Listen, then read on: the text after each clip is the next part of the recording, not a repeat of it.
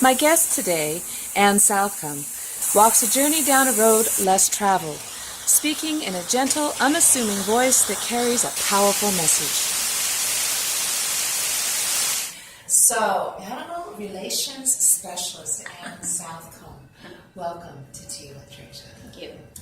There is something that sets a person apart, that calls them to live a life that is maybe non-traditional, and to question the societal norms. Right. When did you first feel your kinship with animals calling you to a life devoted?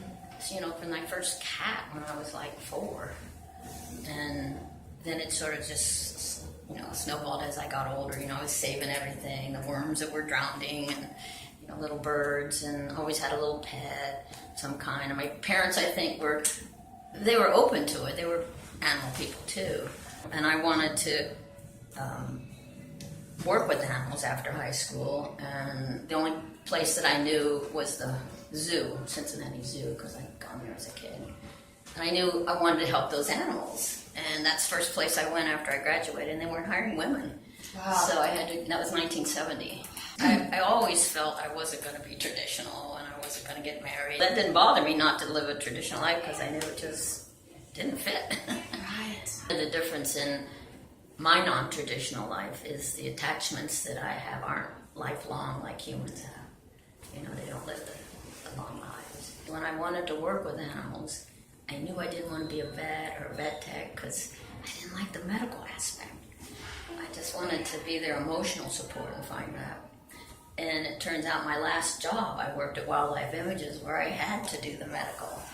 And it was the hardest job, but the most rewarding job I've ever had. I know there were some really amazing relationships. Tell me about Sam. He was one of the first gorillas that I raised at the Cincinnati Zoo. And he and Gigi were, after they grew up, they were 7 and 8 years old, sold to a zoo in Boston. And I was his mom, so I hadn't seen him in 2 years. And I went to Boston to visit, and he saw me. He just rammed the glass, just kept ramming it, because that's what adult gorillas do, to show their toughness. And then all of a sudden, he backed up and he looked at me in the eyes and he started crying. Oh. And his little stomach was quivering, and that's how I knew he was crying, but I couldn't hear him. And then I was crying, and then I was embarrassed because I had never met these keepers, and I turned around and they were all crying. You've worked with several celebrities. Coco the gorilla, Right. Michael, her Yeah. partner, Shantik. Right. Yeah. Coco, you'll recall, was known for being a great communicator. She had quite a vocabulary, and you had part in that. Coco really didn't know she was a gorilla. She'd been treated more human-like. Mm-hmm. And Michael was captured in the wild and knew more about gorillas at his young age.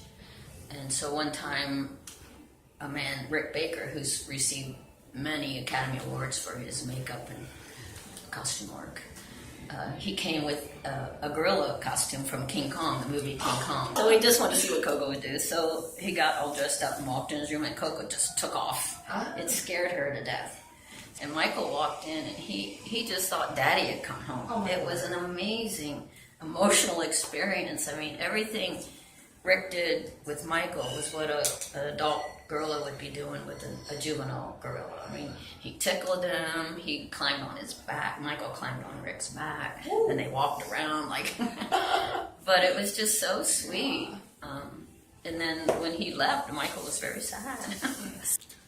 I was watching one of your videos working with Michael, and he was big, even though he was young. Yeah, he was very strong. He was, and he kept grabbing you. And I wonder if you were ever in fear for your life. I never really was. I hadn't had any major injury, but the one I had was some stitches in one finger, and it was from a black jaguar.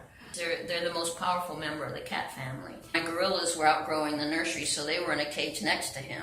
And I was talking to the gorillas one day, and I didn't notice how close I was getting to his cage, and he reached underneath and he grabbed me, and his claws went in my skin, and their claws are not sharp here to grab prey in the wild.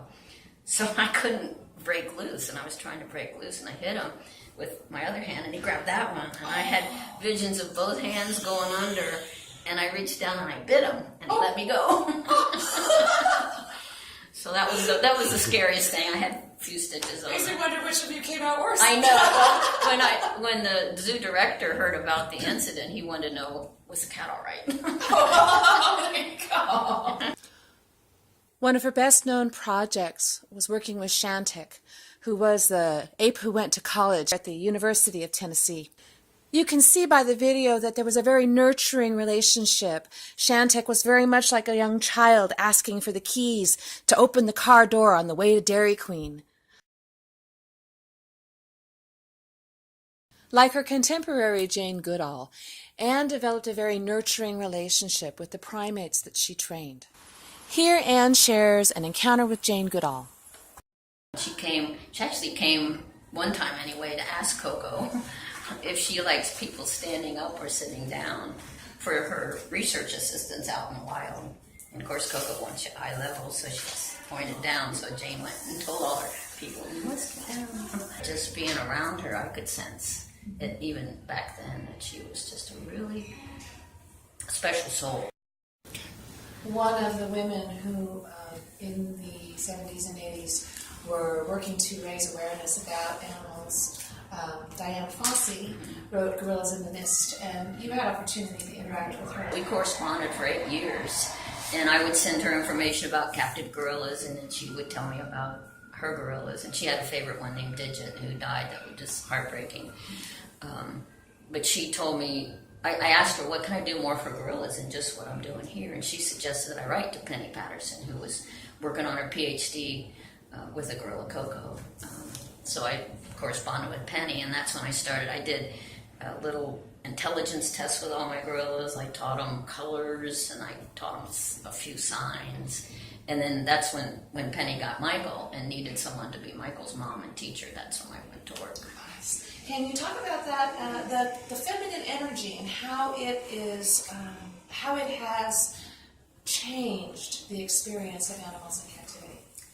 Well, when I first was at Cincinnati Zoo, and I knew these animals needed something to replace what they were doing in the wild. I called it mind stimulation, and all the guys, again, thought I was crazy and, being too anthropomorphic. And so when I went back to work in a zoo in the 1990s, and now it was way more women keepers than men, and enrichment was tops on everybody's list on how to take care of these animals. We had enrichment books. That's what brought it in, was more women in the field with the more nurturing qualities for these animals. And both Schweitzer and Henry Salt talked about that we really cannot experience peace in humanity until we extend peace to include all sentient beings. My favorite saying, because I think that's the missing piece. We've been trying to find it with, no wars and this and that, but that little piece, and it's not hard to do, could maybe change the world. It could change the world. Yeah, I haven't eaten an animal since 1971. Wow, and we look to be in perfectly good health for it. I'm feeling pretty good, yeah. Nice. And I think it's a personal choice, and I don't judge people for, what they eat. But the biggest thing is, though, for me, is it's the one way we can change one of the most horrific things that we do to animals, and that's factory farming. So if you even just cut what you eat, the meat you eat, it could all be done by family farms. You recently retired from wildlife images. I mean, when you look back, is there anything that you would have done differently? I don't think so. I've thought about that. I knew what I wanted, and it was like that kind of focus. I never gave up. And there's some situations I got in that weren't the best, but it was a learning experience just like everything else. Now what do I do, in this stage of my life? And I just feel it's education. I'm doing my slideshows, and every time I do it, the animals are right here. And it really gives me strength to tell their story. It's not me, I'm telling their story.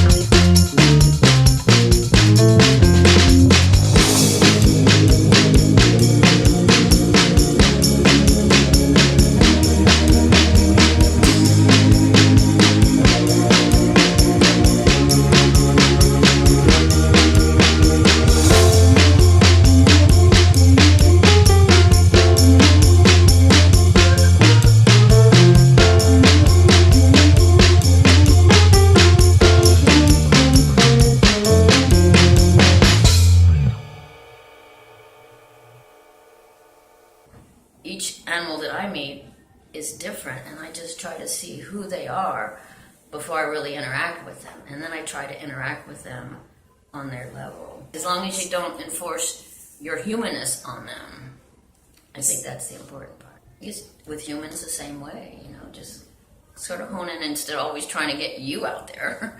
Listen to the other person. Who are they?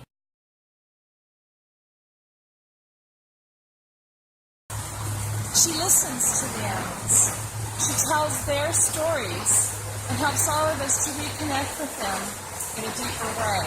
If you enjoyed the stories you heard today, check out her book, A Wildlife. She also provides an educational slide program. If you'd like to connect with Anne and have her come out and talk with your group, the link is in the description. Thanks, Anne. If you enjoyed this video, subscribe. See my picture there on the right? Click that.